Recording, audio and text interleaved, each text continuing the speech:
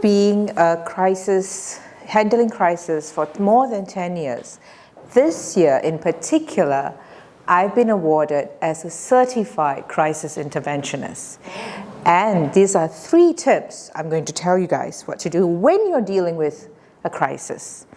Tip number 1, breathe deeply. Take a deep breath. Now, a long time ago, when I was first a seasoned teacher, I had attended an ADHD course where I was taught to teach students with ADHD.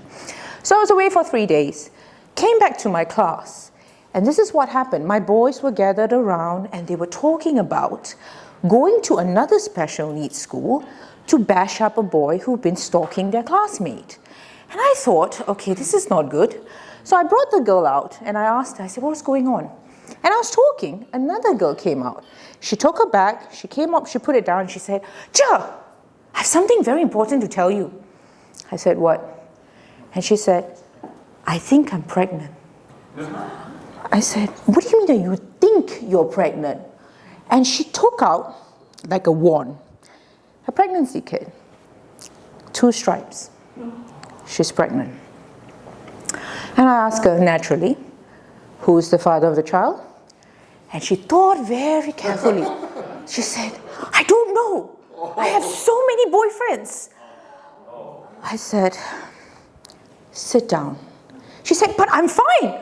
No, you are. I am not. Sit down. And the first thing I did was I sat down. I took a deep breath and I released in 4 counts.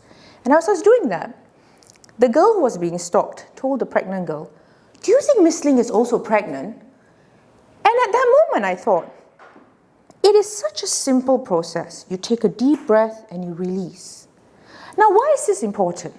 Number 1, when you take a deep breath and you release it, reduces cortisol level, which means you're not in a flight or fight response, which means you can think clearly. And that's how I got through the whole day in school. Tip number 2, when you're in a crisis, make sure the person who's helping you know what they're doing. So one of the things I had to do many times as a teacher back home was to go to the counselor's office because I was counseling students and sometimes their parents. A lot of their parents were involved with abusive relationship, abusive marriages. So I would spend hours counseling. Now, the counselor and I became friends.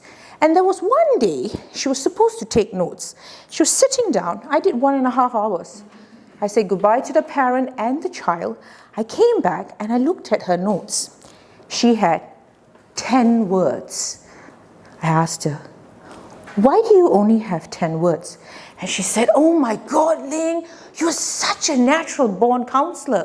You're so good. Okay, yeah, I know. Why are there only 10 words after 1.5 session?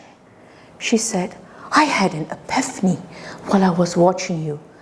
An epiphany, which means you were not paying attention for 1.5 hours. And she said, about that, Ling. I went home at 8 p.m. that day. I started school at 8 a.m. in the morning. Do you know what I was doing? I was writing the report for her. Even though I'm a good homeroom teacher or form teacher, it's not my job to be a counselor. When you're handling crisis, I always tell people, make sure you do your job. Don't do someone else's job, especially when you're not paid. Third thing, don't try to be a superhero. Now, imagine when you're in handling crisis, whether it's yours or your friends, it's like a big hole. What do? When someone's in the hole, you either throw a rope, wait for someone to come help, or wait for the helicopter to airlift them. You don't go into the hole, right? Here's the thing. When you're doing crisis, it's so addictive. It's like the very reason why Netflix and K-pop dramas exist, because of conflict and crisis. So when you are there, remember, stand at a distance to help that person. Don't be a superhero and go into that hole. Another thing about superheroes, most of them have mental health issues. Either they have split personality, or they have some kind of abandonment issue. So don't try to be a superhero. And the worst part that I don't get about superheroes is this. How do you fight crime? Very, very tight spandexes and an underwear outside. That's just weird. So don't try to be a superhero. So 3 things about crisis. Number 1, when you're dealing with a crisis, take a deep breath. Number 2, make sure you have someone who knows what they're doing when they're helping you. And for 3rd reason, do not try to be a superhero. Most of you have very good fashion sense. Thank you.